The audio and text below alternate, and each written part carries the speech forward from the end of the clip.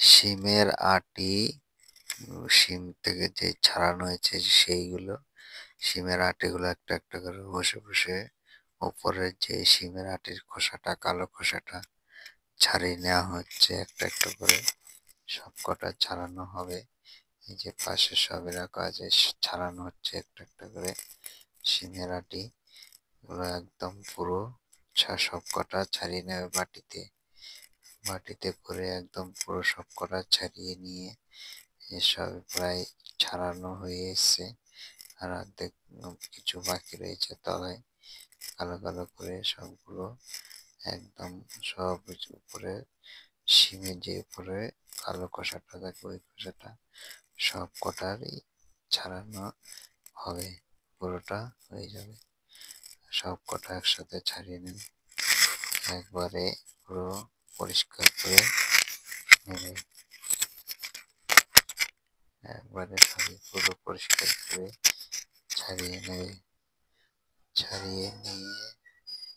ছাড়িয়ে নিয়ে তারপরে পুরোটা একটা একটা করে যে ৬৪,০০০ এই দিকে অল্প রয়েছে, বাকি কিছু ছাড়ানোর বাকি রয়েছে, সেগুলো বসে বসে ছাড়াচ্ছে একটা একটা করে।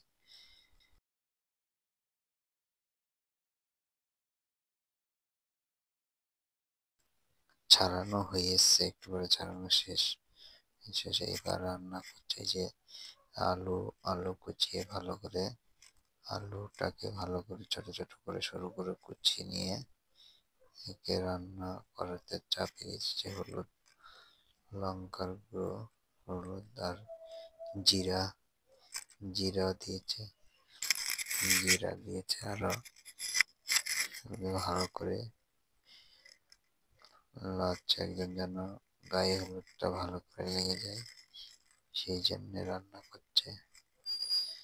একদম পুরো ভালো করে তৈরি করছে, একদম ভালো করে কষানো হচ্ছে। কষিয়ে ভালো করে কষিয়ে একদম পুরো কষানো যখন হয়ে আসবে তখন হালকা পাতলা একটু জল দেওয়া হবে। কষানো হয়ে এসছে যে আলু আর শিমের আটি, একদম সরু সরু করে আলুটাকে কুচিয়ে নেওয়া হয়েছে। সেই আলু কুচিয়ে নেওয়ার পরে এবার হয়ে এসছে কষানো। এরপরে জল দেওয়া হবে এর মধ্যে, হালকা পাতলা করে জল দেওয়া হবে এর মধ্যে, হালকা করে যেন জল দিতে হয় সেই জলটা দিয়ে দেবে। এরপরে কষানো ভালো করে হয়ে এসছে,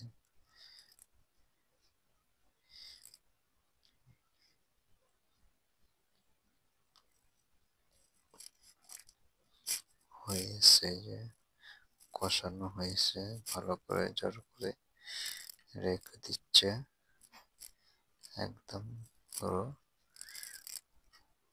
মাখা করে রান্না করা হবে পুরোটাই।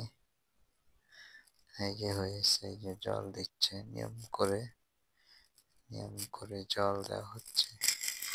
যে নিয়মে জলটা দিতে সেই নিয়মটাই, জলটা দিয়ে ওকে সিদ্ধ করে নিতে হবে ভালো করে। সিদ্ধ করে নিচ্ছে একদম পুরো। জলটা দিয়ে দিচ্ছেন মাপ মতন দিয়ে, আর লাগবে না জল। একটু লঙ্কার গুঁড়ো, ঝালটা কম ঝাল করতে হবে, লঙ্কার গুঁড়োটা একটু কম দিয়েছে, তারপর অল্প পরিমাণ বাড়িয়ে দিয়েছে। এরপরে একদম পুরো একদম মাখা মাখা করে রান্না করতে হবে, যে যেন খেতে একদম ভালো লাগে। রংটা বেশ সুন্দর করেছে, রংটা বেশ সুন্দর হচ্ছে, তরকারির কালার ভালো হয়েছে একদম পুরো। এই যে একদম পুরো দেখার মতন, এই যে এটা এখানে ফুটছে, যে সিমের আটিটা দেওয়া আছে এটা সিদ্ধ হচ্ছে, গরম হয়েছে জলটা, গরম হয়ে ফুটছে, ভালো করে ফুটিয়ে নিয়ে ওকে একদম পুরো ভালো করে ফুটিয়ে নিতে হবে। ভালো করে ফুটালে সিদ্ধ হবে ভালো করে। সিদ্ধ হওয়ার পর জলটা টানবে ভালো করে, মাখা মাখা হয়ে যায়, সেরকম করে রান্না করা হবে। সিদ্ধর জন্য এভাবে জল বেশি করে দিয়ে একটু নিয়ম মতন জল দিয়ে ভালো করে সিদ্ধ করে নেবেন। সিদ্ধ করে নেওয়ার পর আবার যে যেভাবে রাঁধতে চায় সেটা রান্না করা যায়। এটাই সিমেরাটি আলু দিয়ে টমেটো দিয়ে সব রকমই রান্না করা যায় সিমেরাটি। এই সিমেরাটি রান্না হয়েছে, জলটা কমেছে, একটু গাঢ় গাঢ় হয়েছে, আর একটু গাঢ় হবে। গাঢ় পরে তারপরে নামিয়ে নিতে হবে। এই যে একদম পুরো রান্না কাজ একদম ঘুগনি তরকার মতনই, একদম ফ্রেশ।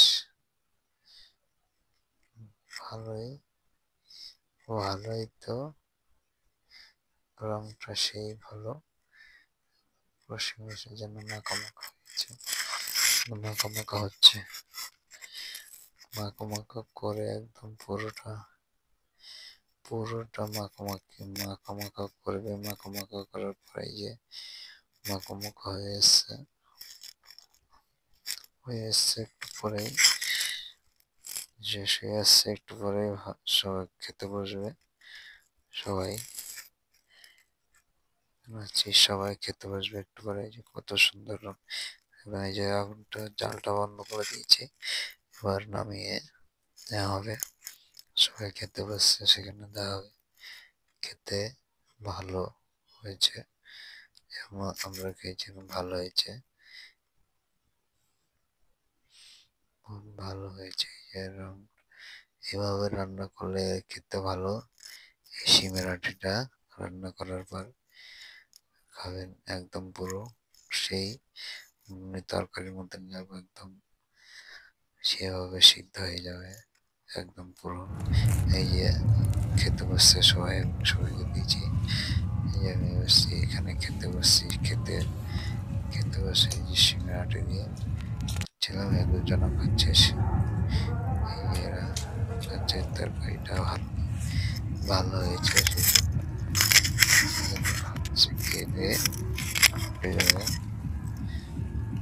যদি ভিডিওটা ভালো লেগে থাকে একটা লাইক শেয়ার করবেন বেশি করে। রান্না যদি ভালো লাগে থাকে শেয়ার করেন।